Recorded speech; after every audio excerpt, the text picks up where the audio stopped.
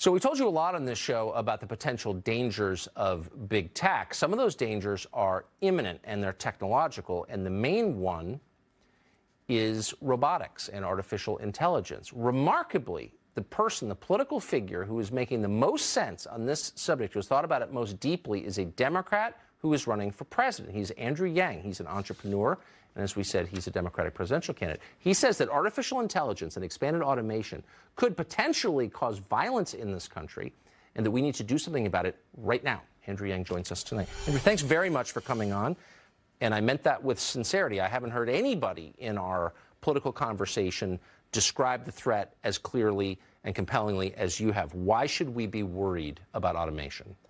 Well, if you look at the backdrop, we automated away 4 million manufacturing jobs in Michigan, Ohio, Pennsylvania, Wisconsin, Missouri, and those communities have never recovered. Where if you look at the numbers, half of the workers left the workforce and never worked again, and then half of that group filed for disability.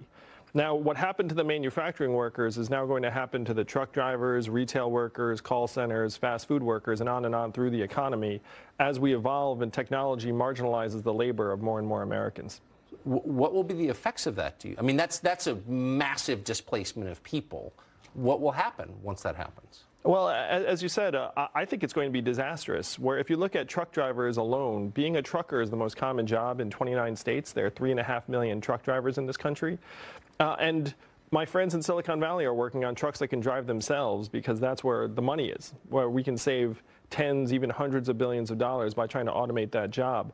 But I was just with truck drivers in Iowa last week, and imagining that community recovering from their income going from, let's call it $50,000 a year to much, much less than that catastrophically, it's going to be a disaster for many, many American communities. You're one of the only people I've ever met who's honest about the effects of deindustrialization. I remember in Washington, the idea was they'll all become computer programmers, and so everything is fine, but that didn't happen.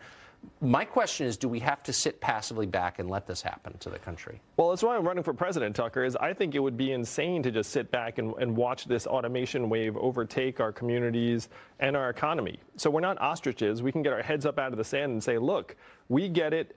Artificial intelligence is real. Self-driving cars and trucks are being tested on the highways right now, and we need to evolve. We need to actually start pushing the way we think of economic progress to include how our families are doing, how our children are doing, and things that would actually matter to the American people, because GDP is going to lead us off a cliff.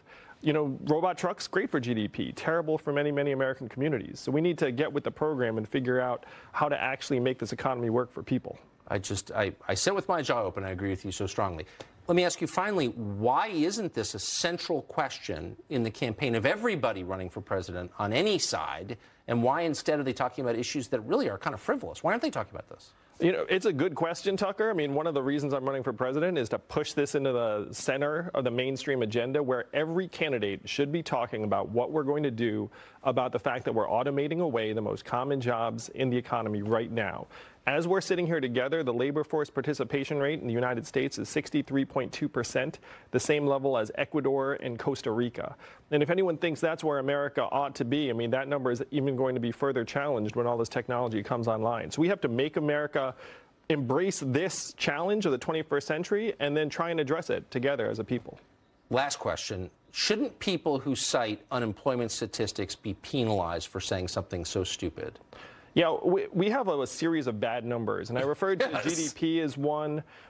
Certainly, the headline unemployment rate is completely misleading. Yes. And one of my mandates as president is I'm going to update the numbers so they actually make sense to the American people. Yes. So we can know what's going on. Otherwise, you can't make wise decisions. Yeah, right now, again, and you know this, our life expectancy has declined for the last 3 years, first time in 100 years because of a surge in suicides and drug overdoses. How can you say an economy is healthy when our people are dying? It makes no sense. I literally couldn't. I don't even know what you think on the other issues, and I just support what you said so much. I appreciate your coming on. Thank you, Tucker. It's great to be here. Thank you.